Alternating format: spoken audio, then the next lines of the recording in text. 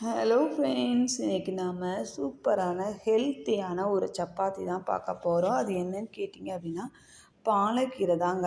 இதை வச்சு தாங்க நம்ம இன்றைக்கி சப்பாத்தி செய்ய போகிறோம். அதுக்கு நம்ம குருமாக்கு வந்துட்டு கொண்டக்கடலை ஊற வச்சுட்டோம். அதாவது ப்ரௌன் கொண்டக்கடலை தான் ஊற வச்சுருக்கோம். இது நம்ம பாலக்கீரையில் உள்ள இடையில நிறையா இந்த புழுக்கள்லாம் இருக்கும். அதெல்லாம் நீங்கள் எடுத்துகிட்டு இந்த மாதிரி நறுக்கி வச்சுக்கிறோங்க. நறுக்குனதுக்கு அப்புறமா கீரையை நல்லா கழுவிடுங்க. நல்லா கழுவியாச்சு. கழுவுனதுக்கப்புறம் கொஞ்சமாக தண்ணி ஊற்றிட்டு இதை அவிய வச்சுருங்க. ஏன்னா இது அவிஞ்சாதான் நம்மளுக்கு மிக்சியில் நல்லா அரைச்சி இது பண்ண முடியும். நீங்கள் மிக்சியில் டைரெக்டாக அரைச்சிடாதீங்க. இந்த மாதிரி அவிச்சிட்டு அரைங்க. அதான் ரொம்பவே நல்லது. இப்போ நம்ம பாலக்கீரை அவிய வச்சாச்சு. அது அவியட்டும். அதுக்கப்புறம் நம்ம சுண்டலை தண்ணி ஊற்றி கொஞ்சமாக உப்பு சேர்த்துட்டு நம்ம அவிய வச்சிடலாம். இதை நல்லா கொஞ்சம் குழையட்டும். அப்போ தான் நம்மளுக்கு இந்த குருமா நல்லாயிருக்கும்.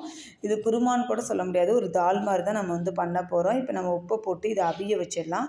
இப்போ பாருங்கள், நம்மளுக்கு பாலக்கீரை நல்லா அவிஞ்சிருச்சு. இது அவிஞ்சதுக்கப்புறம் நீங்கள் தண்ணி இல்லாமல் இதை கீரையை மட்டும் எடுத்து சூடு ஆற வச்சுருங்க. ஆற வச்சதுக்கப்புறமா நம்ம மிக்சி ஜாரில் போட்டு அரைச்சிக்கலாம். இந்த தண்ணியை நீங்கள் சப்பாத்தி பிணையிறது கூட யூஸ் பண்ணிக்கலாம்.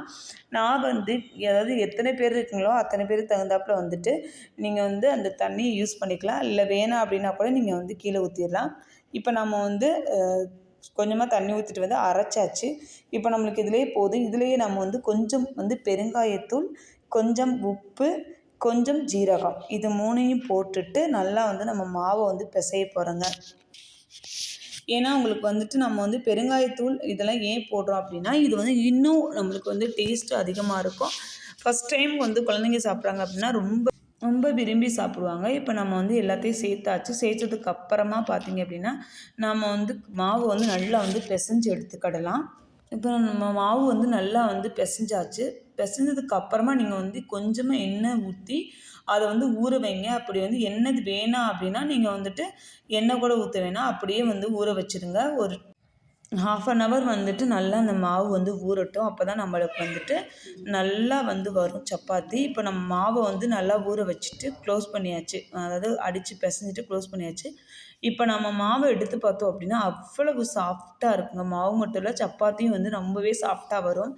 இதுக்கு நம்ம வெங்காயம், தக்காளி 2 நறுக்கி வச்சுருக்கோம். அந்த வெங்காயம், தக்காளி 2 நம்ம அடுப்பில் வச்சிடலாம். இப்போ நம்மளுக்கு பருப்பு ஓரளவு குழஞ்சிருச்சு. இப்போ நான் எண்ணெய் ஊற்றாம தான் முதல்ல வதக்குறேன். இது நீங்கள் எண்ணெய் ஊற்றிட்டு வதக்குனீங்க அப்படின்னா அந்த வெங்காயத்தோட டேஸ்ட் போயிடும். இந்த குருமாவுக்கு நம்ம வெங்காயம் இப்படி தாங்க வதக்கணும். அப்போ தான் நம்மளுக்கு, ஏன்னா நம்ம எந்த இதுவும் சேர்க்க போகிறதில்ல. ஒரு 5 நிமிஷத்தில் நம்மளுக்கு குருமாவும் ரெடி ஆயிடும்.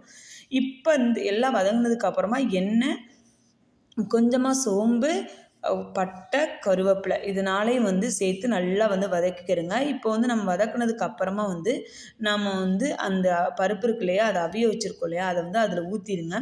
ஊற்றுனதுக்கு அப்புறமா 1 டீஸ்பூன் உங்கள் வீட்டில் எந்த சிக்கன் பொடி யூஸ் பண்ணாலும் சரி, அது 1 டீஸ்பூன், 1 டீஸ்பூன் மிளகாய்த்தூள், கொஞ்சமாக மஞ்சள் தூள் போட்டுட்டு கொதிக்க வச்சிங்க அப்படின்னா நம்மளுக்கு குருமாவும் ரெடி ஆயிருங்க. நம்ம இதை ஒரு அதாவது பச்சை வாசனை போகிற வரைக்கும் நல்லா கொதிக்க விட்டுக்கலாம். ஒரு 20 மினிட்ஸ் கொதிக்க விட்டிங்க அப்படின்னா நம்மளுக்கு ஆல்மோஸ்ட் ரெடி ஆயிரும் குருமா. இப்போ நம்ம சப்பாத்தியை ரெடி பண்ணிடலாம். குருமா ரெடி ஆயிடுச்சு ஆல்மோஸ்ட். இப்போ நம்மளுக்கு சப்பாத்தி இந்த மாதிரி உருட்டி வச்சுக்கோங்க. நல்லா பார்த்தீங்கன்னா மாவு பிடிக்கையிலே நல்லா தெரியும். நம்மளுக்கு ரொம்பவே சாஃப்டாக அந்த மாவு வந்திருக்கும். இப்போ நம்ம சப்பாத்தி இந்த மாதிரி போட்டுட்டு நீங்கள் நல்லா பெரட்டி சப்பாத்தி ரெடி பண்ணிக்கோங்க. இப்போ நம்ம கல்லில் போட்டு நல்லா பாருங்களேன், சப்பாத்தியை பார்த்தோம்னா நல்லா பச்சை கலரில் தெரியுது. அந்த பச்சை கலரில் அந்த குழந்தைங்க பார்த்த உடனே ஒரு கலர்ஃபுல்லாக இருக்குது அப்படின்னு சொல்லிட்டு விரும்பி சாப்பிடுவாங்க. நம்ம போட்ட ஜீரகமே அந்த அந்த சப்பாத்தியில் அப்படியே தெரியுங்க. அதை நீங்கள் கவனிச்சிங்கன்னா தெரியும். நல்லா ஜீரகம் மேலே இருக்கும். அதோட டேஸ்ட்டு, அந்த பாலக்கீரையோட டேஸ்ட்டு எல்லாம் சேர்ந்து அல்டிமேட்டாக ஒரு சூப்பரான ஒரு டிஃபன் நம்மளுக்கு ரெடி ஆயிரும். அதாவது ரொம்ப ஹெல்த்தியான ஒரு டிஃபன். இந்த வீடியோ உங்களுக்கு ரொம்பவே யூஸ்ஃபுல்லாக இருக்கும் அப்படின்னு நம்புகிறேன். வீடியோ பிடிச்சிருந்தது அப்படின்னா லைக் பண்ணுங்கள், ஷேர் பண்ணுங்கள், கமெண்ட் பண்ணுங்கள். மறக்காமல் சப்ஸ்கிரைப் பண்ணிடுங்க. இப்போ நம்மளுக்கு ரெடி ஆயிடுச்சு. வாங்க எல்லோரும் சாப்பிட்லாம். ஓகே, பாய்.